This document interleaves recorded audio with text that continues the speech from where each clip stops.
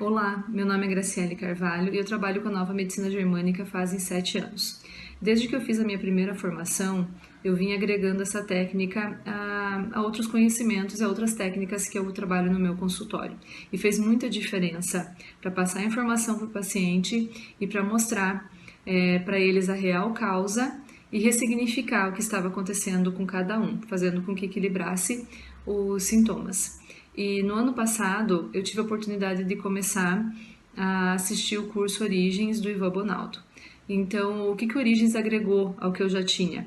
Além de eu fazer uma revisão de todo o material, de todo o conteúdo que eu já vinha trabalhando, abriu a minha mente para algumas coisas novas e facilitou pela forma que o Ivan coloca o material durante o curso, a forma que ele fala, bem clara, específica de todo o conteúdo e conhecimento que ele tem, agregou ao que eu já tinha, me mostrando até novos caminhos em relação a como eu poderia atender e como eu poderia passar isso para o meu paciente, sem contar a conduta durante o tratamento e alguns casos apresentados de pacientes e sintomas que ele viveu. Então eu achei que valeu muito a pena, eu estou assistindo ainda, eu estou revisando, a facilidade dele ser um curso online te traz essa de quando você precisar, você sabe que o material está ali para você rever. Olá, seja muito bem-vindo ao segundo vídeo da série da Semana da Origem Emocional dos Sintomas. Eu estou muito feliz que você esteja aqui assistindo esse segundo vídeo. E um lembrete inicial. No sábado, às 15 horas do horário de Brasília, nós temos um encontro marcado ao vivo que eu vou responder algumas das perguntas feitas aqui embaixo do vídeo durante essa semana. E também, para lembrar que na segunda-feira, às 9 horas da manhã, os 3 primeiros vídeos sairão do ar. E nesse vídeo eu irei te explicar quais são os principais sintomas que ocorrem na fase de estresse de uma situação e quais ocorrem quando saímos desse estresse. Se você ainda não assistiu o primeiro vídeo, eu indico fortemente que você pare o que está assistindo agora e volte no vídeo anterior, pois de outro modo você não entenderá direito o que eu estarei falando aqui, pois a partir de agora o conteúdo vai ficar um pouco mais pesado. Aproveite e baixe a apostila de acompanhamento que eu preparei especialmente para você. Para não perder mais tempo, vamos direto ao ponto, ao que verdadeiramente interessa. Então vamos lá? No vídeo anterior você descobriu que é possível identificar a causa do sintoma da pessoa apenas entendendo o órgão ou tecido que está fragilizado, que dependendo da percepção que a pessoa tem sobre a situação vivida, um órgão específico será fragilizado e que gravamos 5 sentidos durante o choque emocional, mais chamado de DHS. Eu sou Ivan Bonaldo e estou muito feliz por estar aqui compartilhando esses conhecimentos com você. Conhecimentos que eu adquiri na minha jornada profissional, derivados de ensinamentos de nosso eterno mestre Dr. Hammer. Essas informações eu quero passar o mais fiel perante aos ensinamentos dele. E estou muito feliz com as mensagens recebidas por e-mail, por Facebook, Instagram e nos comentários aqui embaixo desse vídeo. Mas algumas perguntas me chamaram mais atenção e quero compartilhar as respostas aqui com você. Primeira pergunta foi: as leis biológicas é a mesma coisa que a microfisioterapia? Na verdade, são duas formações distintas. Por mais que as duas tenham o mesmo objetivo de buscar a causa real do sintoma do paciente, usam de técnicas diferentes. Enquanto a micro, ela criada por 2 fisioterapeutas franceses, busca através de toques sutis no corpo localizar as zonas de restrição de mobilidade, o que leva ao entendimento de qual é a região do corpo que está fragilizada, qual o conflito que gerou essa disfunção, com o atendimento muitas vezes sem um diálogo avançado com o paciente. Já a metodologia utilizada nas leis biológicas, ela traz um conceito que o sintoma não mente, sendo pelo fato de que cada órgão específico traz uma situação de estresse específico. E com o conhecimento desta relação, é muito mais fácil identificar a causa do sintoma com precisão e, por consequência, dar um suporte ao paciente para ele sair desse processo. Mas claro que a fusão entre essas duas técnicas traz uma resposta muito melhor. Uma outra pergunta que me fizeram é que se o curso Origens é a mesma coisa que a Nova Medicina Germânica ou as leis biológicas, algumas pessoas perguntaram sobre o meu curso onde falo mais aprofundadamente sobre cada órgão, cada tecido, seus sintomas e suas causas emocionais, que é chamado o curso Origens Profissional. E nele, sim, eu falo das bases das leis biológicas, da nova medicina germânica, buscando sempre trazer as informações mais relevantes das descobertas do Dr. Hammer, associado ao que outros profissionais renomados que trabalham com as leis biológicas também atribuem como conflitos biológicos. Todas essas informações foram testadas na minha prática clínica para que sejam mais próximo do que possa ser coerente para o seu paciente. No próximo vídeo eu vou explicar um pouco mais ainda sobre esse curso. Algo interessante que quero explicar é sobre uma pergunta que me fizeram pelo WhatsApp. Se só é possível tratar os sintomas físicos com dores ou é possível trabalhar sobre o emocional? Nessa semana de conteúdo, estou falando principalmente da parte física, pelo fato de estar direcionando para os fisioterapeutas. Entretanto, como o nosso organismo funciona em uma relação mente e corpo, ao mesmo tempo que afetamos os órgãos ou tecidos do nosso corpo, o emocional também é fragilizado. Então, assim, dependendo quais tecidos são envolvidos, irá haver uma interferência emocional inicialmente e simultânea ao sintoma físico. Respondidas essas perguntas, é hora de irmos mais a fundo no conhecimento que prometi para você dentro dessa aula. Iremos conversar agora sobre a segunda lei biológica, que condiz com as etapas dos sintomas da normotonia, fase ativa do estresse, fase PCL-A, crise epileptoide e fase PCL-B. Não se preocupe com essas palavras por enquanto, que eu vou explicar cada uma delas mais pra frente no vídeo. Na aula anterior falamos de todo o conflito que é iniciado a partir de um DHS, ou seja, o que o Dr. Hammer denominou de Dirk-Hammer Syndrome, em homenagem ao seu filho morto a tiros. O grande choque emocional que realmente trouxe o câncer para o Dr. Hammer. Se você não viu a história, volta lá no primeiro vídeo e assiste ele inteiro, para poder conseguir seguir com as informações que eu irei passar aqui e agora para você. Quando estamos vivendo, então, dia após dia, temos a tendência de estar em uma normotonia. Dentro do possível, é claro, pois a vida hoje é muito atribulada, cheia de situações que nos deixam pilhadas e nos deixam sempre ativos demais. Então vamos ali mostrar aqui no flip. Então, se nós colocarmos que o dia e a noite, então durante o dia nós estamos em hiperestimulação do nosso sistema nervoso autônomo.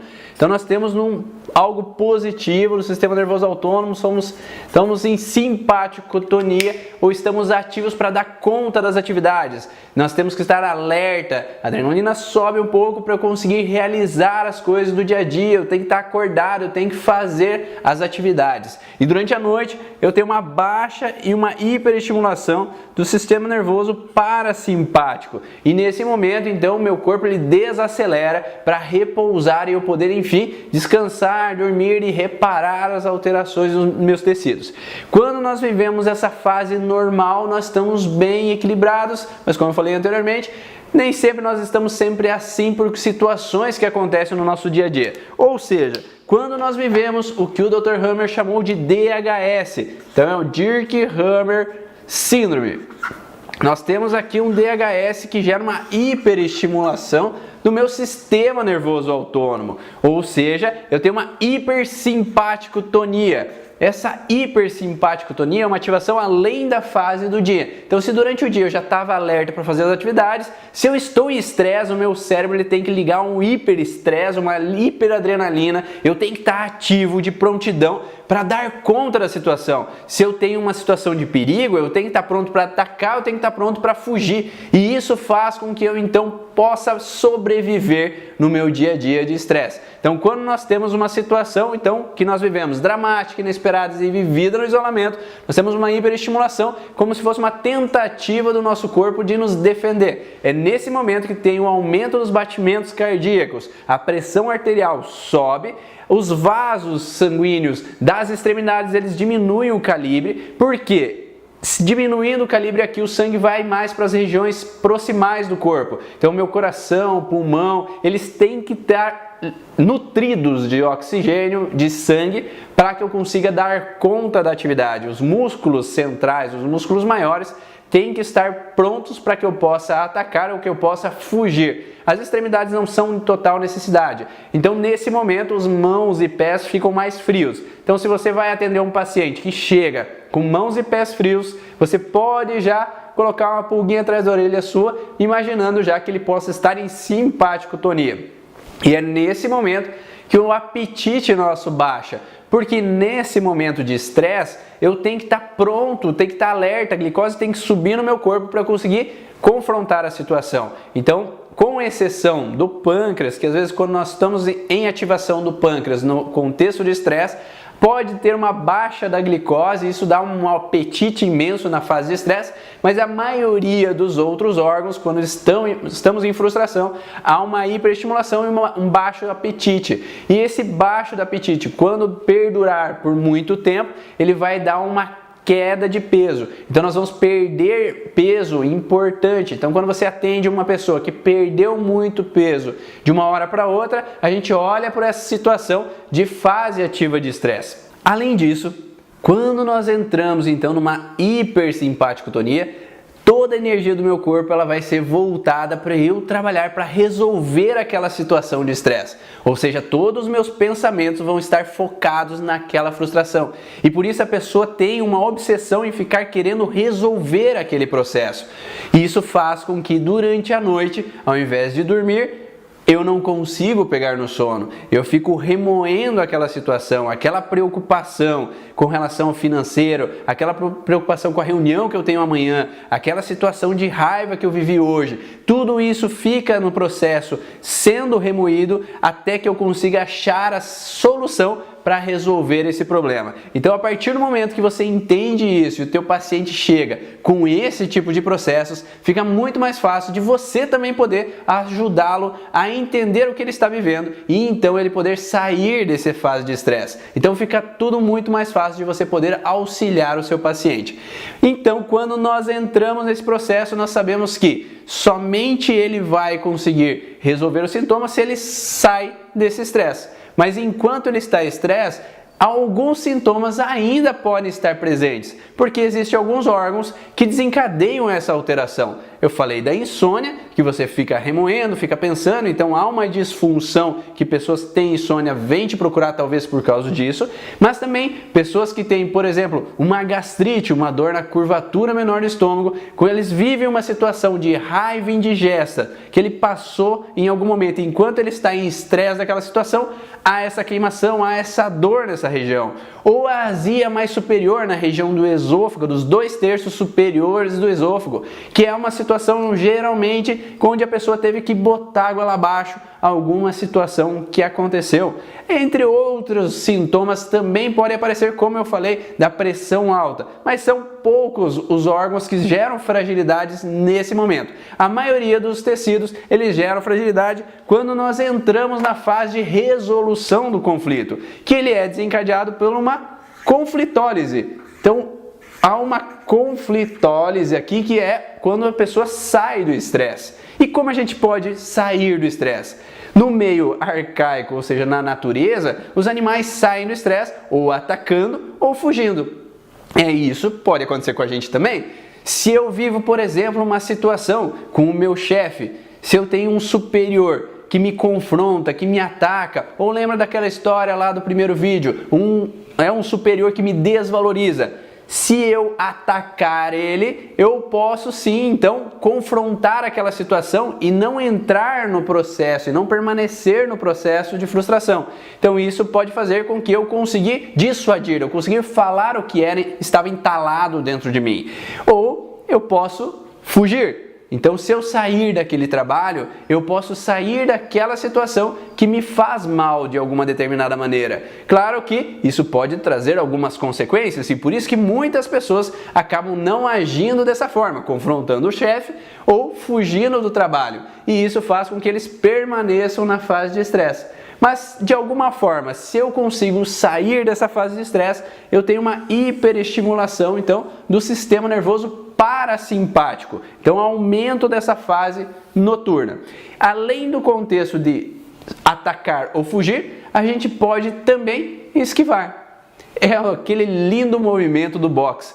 Quando um adversário vai me atacar, eu posso me dobrar e deixar aquilo passar. Não sei se vocês já brincaram daquela brincadeira de batata quente. Você jogar algo, uma batata quente para outra pessoa, né? Então, a pessoa pode pegar e queimar as mãos ou ela pode desviar. Então, quando você desvia da frustração, ou você não recebe aquele ataque daquela forma com que a pessoa está agindo, aquilo deixa de ser um grande incômodo para você. Ou eu não recebo e não aceito aquilo para mim e não preciso ficar remoendo, porque eu sei que às vezes o problema não é meu. Porque a partir do momento que eu entendo que o meu chefe chega irritado no trabalho, porque ele está com um problema familiar, que ele está vivendo alguma situação de frustração, ou que o dinheiro que está entrando não é o suficiente para ele pagar as contas e por isso que ele está estressado, eu consigo ponderar aquela situação e entrar para o ouvido e sair pelo outro aquilo que está acontecendo, tendo uma mudança de visão sobre aquela situação. E isso é eu me desviar da frustração que está acontecendo.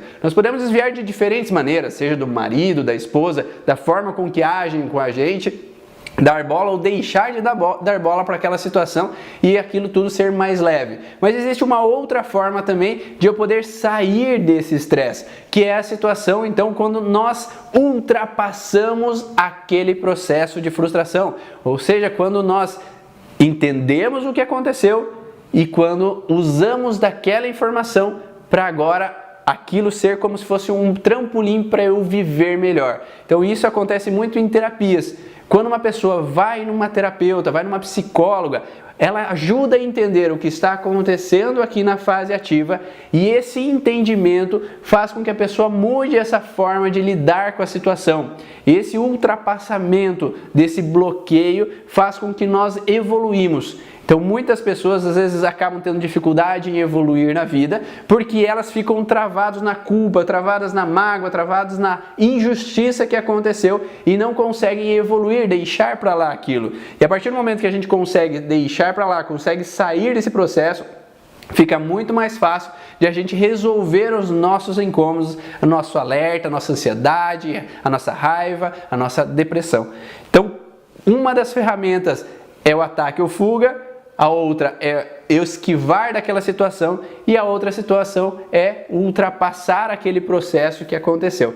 E a partir do momento que isso acontece e que, digamos de passagem, que nem sempre é fácil a gente ultrapassar as situações, lidar com as situações, mas quando temos um entendimento, que é entender a origem do processo, é esse DHS que ocasionou essa fase de estresse, nós temos muito mais facilidade em sair. Então, da mesma forma que eu consigo usar isso com os meus pacientes, você também pode conseguir. Porque a partir do momento que você entende o DHS, já é o grande passo para que você fale para o teu paciente o que está acontecendo e agora ele usa as ferramentas dele, ele pode dar os passos que ele precisa dar para sair do estresse. Então, como eu consigo, você também pode conseguir fazer essa melhora para o teu paciente. Só que quando ele se resolve esse conflito, ele entra nessa hiperestimulação, além da fase da noite de reparo, há então um cansaço intenso, porque o corpo precisa repousar e aquele tecido que estava alterado, ele precisa se reestruturar e voltar a uma normalidade.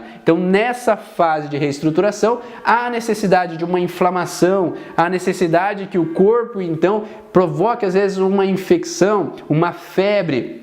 Muitas pessoas às vezes têm esse cansaço além do normal, né? Que eu tenho que repousar, eu tenho que deitar agora porque agora eu preciso repousar e eu não consigo ficar acordado.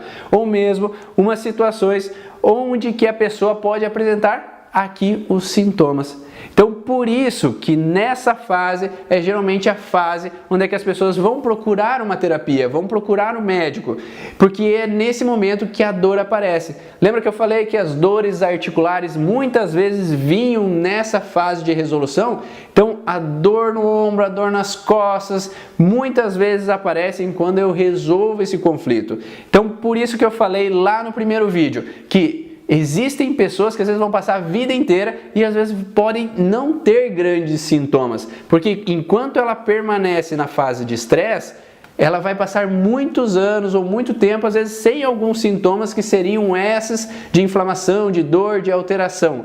Mas futuramente poderia desencadear uma doença mais grave. Claro, porque quanto mais tempo no estresse, pior é o processo, mas ela teria um grande tempo sem sintoma. Mas quando ela sai do estresse, há um sintoma momentâneo necessário para que daí o corpo consiga reestruturar todo esse tecido que estava alterado, ou necrosado, ou tecido que era proliferado a mais, ou havia uma perda de função nessa fase, dependendo da camada embriológica que vê esse tecido, endoderma, mesoderma ou ectoderma, para que daí ele volte a se reconstruir e volte à normalidade mais próxima ao ideal. Faz sentido isso para você?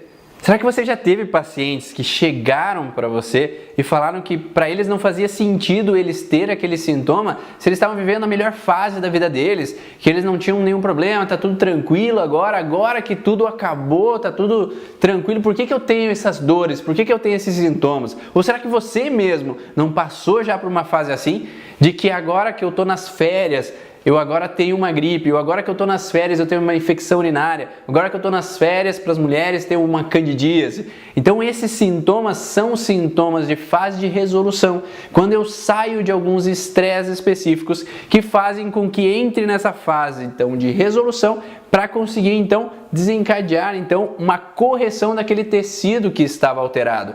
Por isso que é muito importante esse entendimento, porque a partir do momento que você entende que quando um paciente vier para você e ele tá com um sintoma de fase de estresse, tu não vai perguntar para ele o que você resolveu que você está com esse sintoma. É desde quando o sintoma começou a aparecer, você entende então que logo antes do sintoma começar a aparecer, houve o DHS, houve esse episódio específico que gerou esse sintoma para ele. Então essa situação de pressão alta, essa situação, então onde ele está com uma gastrite, onde ele está com uma azia superior, o que ele estava vivendo então que desencadeou essa situação está aqui logo antes.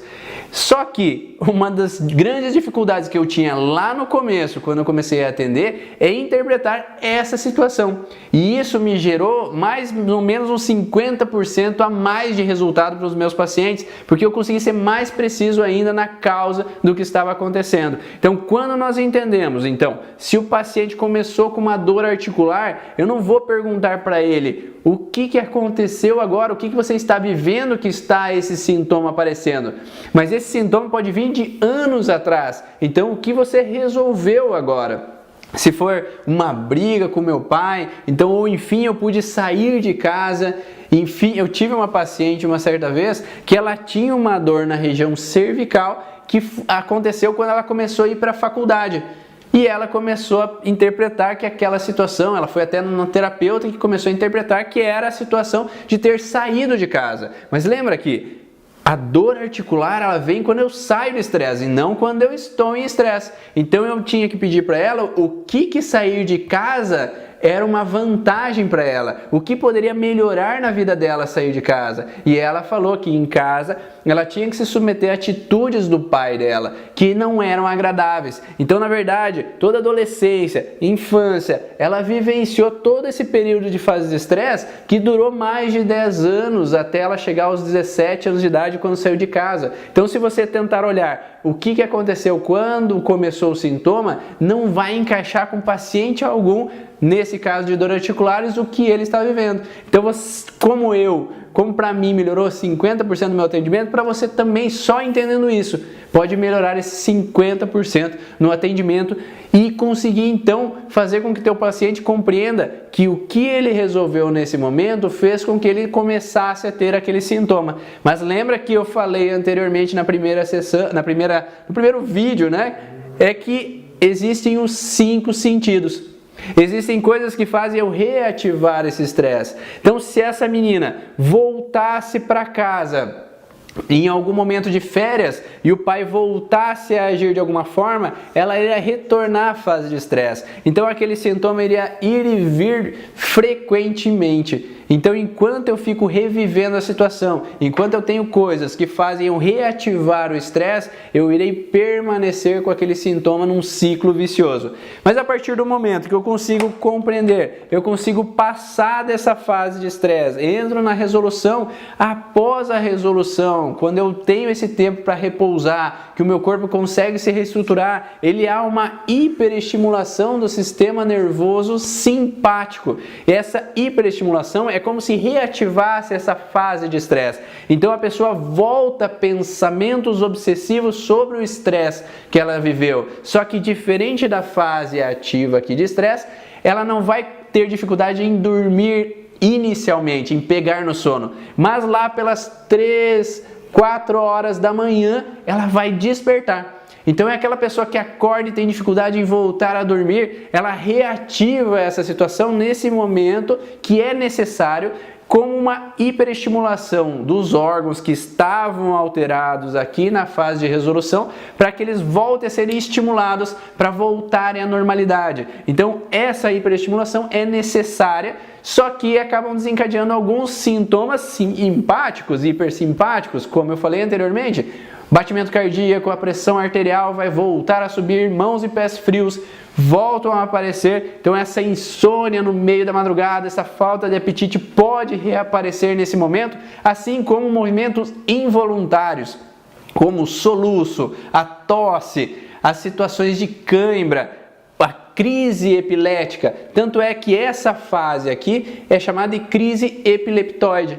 Então nós passamos da fase ativa do estresse, fase PCL-A, crise epileptoide, que dá também o contexto de crise epilética para algumas pessoas, não todos. Dependendo do órgão que está ativado, ele vai trazer algum sintoma específico. Então, quando nós falamos de crise epilética, nós temos uma pessoa que tem conflitos motores. O que é conflito motor? É quando eu me senti preso, que eu não posso me mexer. Então, uma criança que ela é internada e é forçada a uma cirurgia em algum momento, ela pode ser segura, ela vai ser segurada para que ela possa ser perfurada, para colocar o soro, para colocar anestesia, e aquilo para aquela criança é um perigo intenso. Então a sensação de não poder me mexer, não poder fugir, é um conflito motor. Então eu não posso me movimentar. Então a resolução de um conflito intenso, conflito motor, ele pode gerar uma crise epilética quando há uma resolução do conflito. Só que, claro, se a pessoa não consegue sair do conflito, ela volta a reativar, ela volta a ter crises epiléticas. Como eu tive uma criança em um certo momento que ela presenciava brigas intensas dos pais, o pai agredindo a mãe. Então, cada vez que o pai agredia a mãe, ele se sentia impotente sem poder fazer nada, sem poder proteger a mãe, de se mover para cuidar da mãe. Então ele entrava num processo de hiperestimulação do sistema nervoso autônomo na questão motora. Os músculos dele, na relação neural, a inervação que vai gerar a estimulação dos músculos, estão hiperestimulados. Então quando ele resolve o conflito, nesse momento então há uma resolução em partes que vai gerar uma crise epileptoide. Só que se ele vê o pai e a mãe brigando novamente, ele volta a ativar a fase de estresse, que vai de novo, quando os pais estão bem, relaxar, e a crise epileptoide novamente, causando então a convulsão ou a crise epilética para aquele menino naquele momento. Faz sentido para você? Tá dando para entender então? Então os tiques, a sensação do Parkinson, o contexto de movimentos involuntários, as situações onde tem as pessoas com tique de piscar ou de movimentar o rosto, então estão nesse momento da crise epileptoide, que são situações involuntárias, as diarreias, os vômitos, tudo que é involuntário no nosso corpo e acaba desencadeando uma dor muito intensa, um sintoma muito forte. Mas quando nós saímos então da crise epileptoide, quando resolvemos esse conflito, entramos na fase cicatricial, essa fase que é um pouco menor que essa fase PCL-A, que é chamada de PCL-B. Essa fase, então, é a fase que o organismo vai se cicatrizar. Então, aqueles tecidos alterados, ou que houve uma proliferação celular nesse momento da fase PCL, ou que houve uma alteração de necrose ou proliferação na fase ativa, aqui esse tecido será cicatrizado para que volte à normalidade. Entretanto, por alguns motivos, quando não há bactérias o suficiente para eliminar aquele tecido que foi proliferado naquele momento, ou por algum motivo o corpo não conseguiu eliminar aquele tecido em excesso, nesse momento irão permanecer. Então aqueles tumores benignos, irão aparecer os cistos, irão aparecer as pedras no rim, pedra na vesícula, as situações dos queloides. Então, quando nós atingimos a pele, quando nós temos um corte na pele, o corpo ele vai entrar então numa hiperestimulação do sistema nervoso autônomo e nesse momento produzindo uma proliferação de células daqueles tecidos e após há uma necrose parcial desses tecidos, mas se essa necrose não for tão eficiente ou o corpo entender que é preciso manter um tecido de proteção, podem surgir os queloides na fase PCLB que tem um sentido biológico de aumentar a proteção do corpo. Por quê? Porque biologicamente, imagine você andando na selva e ver uma zebra fugindo de um leão. E essa zebra ela corre o máximo que pode, mas o leão alcança e abocanha bem as costas dela. Naquela região onde o leão abocanhou, ela se sentiu desprotegida, então ela entrou na fase ativa de estresse. Quando ela consegue por algum motivo fugir daquele leão, ela relaxa e entra então na fase de resolução daquele conflito, há uma inflamação daquele local onde que foi abocanhado, onde teve a perfuração. E aqui nessa fase cicatricial, aquela região então vai cicatrizar. Só que para que aquela região gerou um perigo para aquela zebra, então para que na próxima vez, se o leão abocanhar na mesma região não se torne um grande perigo, ela faz um tecido um pouco mais grosso, um pouco mais forte, para que ele possa se defender mais facilmente. E por isso surge o queloide. E a mesma coisa, por exemplo, nas mulheres que vão para um parto cesárea, mas tem medo naquele momento. Então aquele corte é uma situação de fase de estresse. O corte representa um perigo que ela está vivendo, uma insegurança. Então, quando há esse corte que não é do gosto, não é agradável, ainda ela sente esse sintoma, ela pode então desencadear essa fase inflamatória e posteriormente surgir um queloide, como se fosse para proteger aquela região. Dessa forma, quando nós entramos na fase de resolução, na fase PCLB, fase cicatricial, é esse momento que o corpo tenta se proteger, então, para evitar ele reviver toda essa história. Então, ele vai ou voltar à normalidade a partir do momento que ele sai dessa PCLB, ele vai voltar à fase do dia e noite, ou ele vai tentar se adaptar para que ele tenha uma capacidade maior de se defender. Por isso que às vezes alguns tecidos produzem, então, como no queloide, um tecido mais grosso para aumentar as chances de se proteger caso ele vive um novo DHS. Então, por isso o corpo tenta usar as suas ferramentas para nos proteger. Então, vamos usar algumas outras informações para ver se encaixa um pouquinho mais para vocês também. Então, no contexto, quando nós falamos de fase ativa de estresse, então há um DHS que entra numa hiperestimulação no sistema nervoso autônomo. Vamos dar um exemplo então de uma pessoa, vamos colocar uma mulher que ela se sente responsável em dar suporte aos outros, ela tem que achar soluções intelectuais para resolver o problema dos seus pais, dos seus irmãos, dos seus filhos, do seu esposo. Então ela tem que estar sempre com a cabeça ativa para solucionar o que está acontecendo. Nesse momento, nós temos uma tensão na musculatura craniana, como se fosse com uma intenção de essa região produzir então mais tensão com uma capacidade de achar a causa, a resolução, o que está acontecendo, dar dica para os parentes, achar mais dinheiro para conseguir ajudar quem está precisando. Então ela tem que racionalizar. Então nesse momento ela está numa fase ativa, o hipersimpático tônica. Ela pode ter uma dificuldade então pegar no sono, porque ela tem que pensar e achar uma solução enquanto o filho não volta para casa, ela tem que estar imaginando o que possa estar acontecendo, como se fosse realmente para tentar olhar e achar na cabeça dela uma solução antes que aconteça o perigo. Ela tem que pensar o que ela pode fazer com a mãe ou com o pai, que ela tem que levar para o hospital, ela tem que fazer isso, ela tem que fazer aquilo, ela tem que achar uma solução para que os pais fiquem bem. A irmã liga falando que está com problema financeiro, eu tenho que achar uma solução de como eu posso ajudar a minha irmã. Então essa fase ativa de estresse vai gerar uma tensão na musculatura craniana com esse processo então de raciocínio. Então a região frontal principalmente é uma região onde eu tenho que achar uma solução intelectual. Eu tenho que ser inteligente para que eu possa ajudar as pessoas. Então nessa região há uma tensão. Só que essa tensão é uma pressão na cabeça. Porque a pressão na cabeça é a fase ativa de estresse. Assim, recapitulando, como a hipertensão. A hipertensão é fase ativa de estresse. Quando nós temos então uma preocupação exagerada com uma situação, entra hiperestimulação, aumenta batimentos cardíacos, pressão arterial, ela aumenta, há uma baixa de apetite, há então uma vasoconstrição das periferias, então para que irrigue o sangue nas regiões mais onde tem necessidade, musculaturas maiores, musculaturas de mais potência. Então há uma insônia nesse momento. Lembra que eu falei a curvatura menor do estômago, há uma azia mais na região central do estômago, há uma queimação no esôfago, nos 2/3 superior do esôfago, entre alguns outros órgãos. Mas esses são os principais tecidos que provocam alteração nessa fase então de estresse. Mas outros tecidos, então se a gente permanecer, quanto mais tempo eu permanecer nisso, mais tempo aqueles sintomas vão permanecer.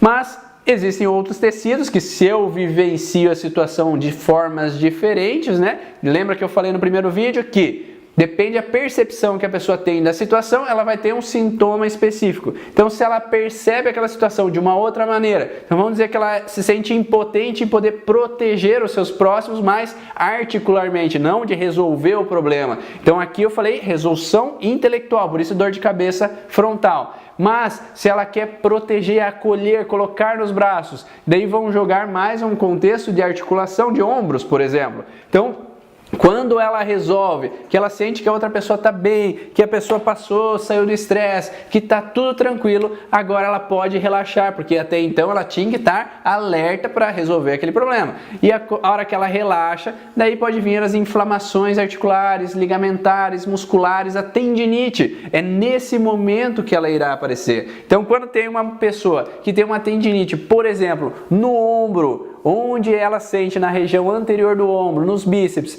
a sensação de ser incapaz de poder acolher, proteger os filhos por causa que um sofreu um acidente, porque passou por um problema, ela vai estar em hiperestimulação na fase de estresse enquanto o filho está com problema, e isso vai gerar uma necrose do tecido enquanto em fase de estresse, mas sem sintoma. Mas quando ela entra na fase de resolução, aí vai haver a inflamação, que é chamada de tendinite, ou pode ser uma bursite, se pegar a bursa no ombro. Então a tendinite pode aparecer nessa região do ombro em fase de resolução. E quando eu saio do estresse, há um pico epileptóide, que eu falei anteriormente, como uma reativação daquele músculo, para que daí entre na fase cicatricial. E nessa fase cicatricial é a fase então que aquele tendão ele vai provocar um tecido mais rígido, ou pode haver então uma alteração às vezes na parte óssea do tendão com a parte óssea do ombro. Então isso pode gerar então osteófito,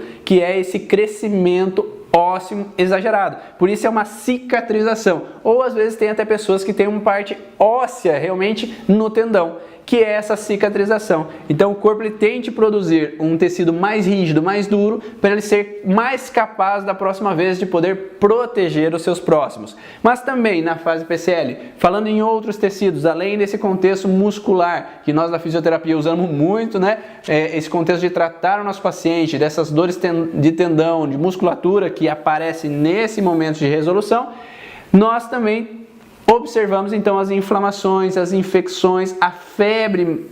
É nessa região geralmente que ela aparece, porque eu saí do estresse, o meu corpo tem a necessidade de aumentar a temperatura para que ocorra a correção daquele tecido. É nesse momento que vão ter as dores pelo corpo, nesse momento que o corpo vai ter a necessidade de repousar, então vai dar aquele cansaço intenso para que a gente possa descansar. É a nossa gripe. Quando nós temos a gripe, é necessário a gente repousar para voltar à normalidade. Então na fase de estresse, eu vivi um problema no trabalho, eu me estressei, quando eu saí de férias eu tenho uma gripe que eu resolvo, saio daquele estresse e daí isso vai me gerar essa alteração. Para daí entrar na crise epileptóide, cicatricial, para voltar à normotonia.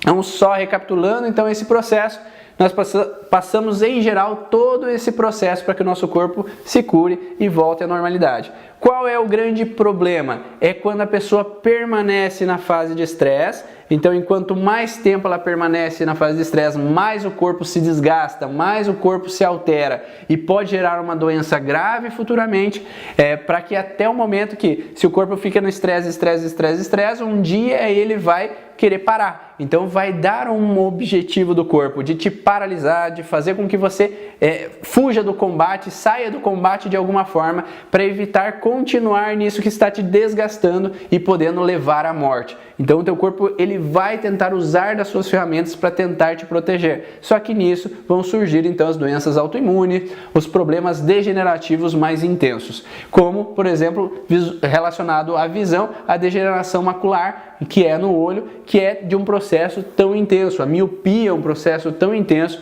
que eu permaneço nessa fase de estresse. Então quando eu entro, então consigo enfim entender que aquilo está acontecendo, e quando eu saio do estresse eu posso resolver.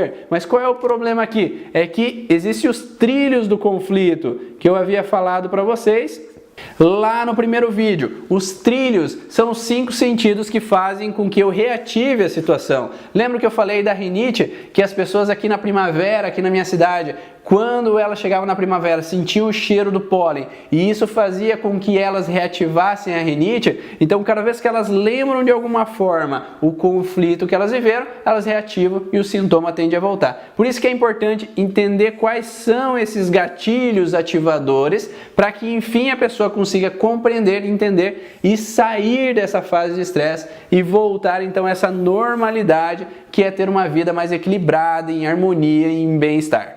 E aí, como está sendo para você? Está conseguindo compreender melhor sobre como iniciam os sintomas e como eles aparecem em fase de estresse ou pós-estresse? Eu fiz essa semana para que você conseguisse compreender da mesma forma que eu pude compreender no início quais são esses sintomas e já poder auxiliar os seus pacientes, a você mesmo ou os seus familiares a tirar como eu faço com meus pacientes, você poder auxiliar eles também a saírem já do sintoma e melhorarem a sua qualidade de vida. No próximo vídeo irei explicar sobre quais tecidos produzem mais células na fase de estresse e quais tendem a necrosar ou perder sua função. Isso vai te ajudar ainda mais a auxiliar seus pacientes. Lembrando também que no sábado às 15 horas, horário de Brasília, irá haver a aula ao vivo, onde irei tirar dúvidas sobre o que eu expliquei aqui e o que vocês fizeram de perguntas e explicar ainda melhor como ressignificar o trauma. Espero que você esteja compreendendo cada detalhe das informações que estou direcionando para você, pois estou me esforçando ao máximo para transmitir os melhores exemplos. Deixe seu comentário aqui abaixo do vídeo do que está achando e as suas dúvidas, que irei responder ou aqui abaixo ou no próximo vídeo. Olá pessoal, eu tô aqui para falar de uma pessoa especial, aquelas pessoas que passam na vida da gente e que permanecem. O nome dele é Ivan Bonaldo, eu fui paciente dele, minha esposa foi paciente dele, meus filhos foram pacientes dele e as transformações que ocorreram na minha casa, no meu lar, nas minhas relações é extremamente fantástica. Os resultados foram assertivos, maravilhosos, transformadores. Eu tô aqui para agradecer você, Ivan, externalizar essa minha gratidão por você, por esse conhecimento extraordinário que você leva às pessoas. E isso transformou tanto a minha vida que me chamou a atenção e eu comprei o curso dele. Ele faz um curso maravilhoso, extraordinário, fantástico. Entrega um conteúdo coerente, dinâmico, fácil de entender. Então hoje eu me conheço, transformo as pessoas que estão ao meu redor e isso assim é transformador. Muita gratidão por todo esse conhecimento, por você estar disposto a passar esse conhecimento para frente e que transforme vidas. Continue assim. Um grande abraço aqui do Ricardo e a gente se vê por aí. Valeu, até mais. Meu nome é Daniele Soares, eu sou fisioterapeuta, trabalho com algumas técnicas, né? As barras de Axis, o Reiki, a nova medicina germânica, né? As nucleias biológicas, e também recentemente com a micro. Eu estou assim, mais do que encantada com esse curso, né? Era um curso que eu já vinha te enchendo o saco, te pedindo, né, Ivan? E ele acho que está ultrapassando as minhas expectativas. Estou aprendendo muito. Você já me conhece um pouquinho, né? Eu pergunto sem parar, eu não paro das minhas dúvidas, né? Elas multiplicam. Mas eu acho que o fundamental, além do óbvio, né? A qualidade técnica do curso, a qualidade de conteúdo, eu considero a sua disponibilidade impressionante. A sua disponibilidade de doar esse tempo, porque eu já fiz outros cursos, né? Não só de nova medicina, mas outros de outras áreas, e é muito difícil um profissional ter essa generosidade de compartilhar. Você não tem medo de doar conhecimento. Ele está até falando, não é conhecimento, né? Você não tem medo de doar os conteúdos, né?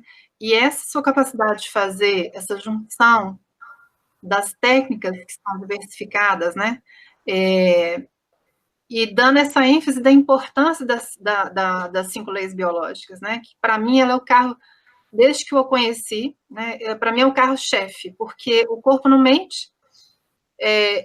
Finalmente uma ferramenta que a gente tem de segurança para diminuir um pouco de suposições, assim, eu acho que não. Se é aquele órgão, a gente pode ter até um leque aí de 3 ou 4 possibilidades, né? Mas a gente vai sempre casar com a história. Então, eu acho esse trabalho muito bacana. Quando é que eu teria essa possibilidade de fazer essa discussão tão profunda, né? Talvez tenha ficado um pouco cansativo para alguns, mas para a gente que está com paciente, você tem morre de dúvidas, e aí ou não é, né? E eu estou começando, né? Eu acho fantástico, né? Eu espero que as pessoas tenham abram um pouquinho, né? Porque tempo é uma coisa que a gente gerencia, para estar compartilhando seus casos aqui. Às vezes a gente acha que é bobo, mas não é. Tem tantas coisas que o Ivan falou aqui durante a discussão deste caso, que eu já fiz o link com outros e com casos, e particularmente com situações minhas, que eu não tinha pensado. Então, eu acho que esse é um momento extremamente rico. Pouquíssimas pessoas fazem isso, então eu tenho gratidão enorme por você, né? Cada vez mais eu admiro. E uma pena, assim, que às vezes a pessoa não está aberta para aproveitar essa oportunidade, ou realmente não está no momento, né? A gente também tem que respeitar um pouquinho, cada um tem seu momento, né? De desenvolver, né? De também se expor, porque é um momento também de exposição, né? Então, eu quero agradecer muito e essa sua abordagem multitransdisciplinar, né? E agora eu estou começando um curso de psicogenealogia e, assim, tudo se encaixa. Não tem nada que não encaixa nas 5 leis biológicas, né? E essa sua capacidade de fazer esse link com tudo, de fazer sentido, de fazer a gente olhar para além do que está óbvio ali, né? E nem que seja para a gente guardar aquela informação para a gente casar. Então, gratidão imensa. Muito obrigada por essa oportunidade.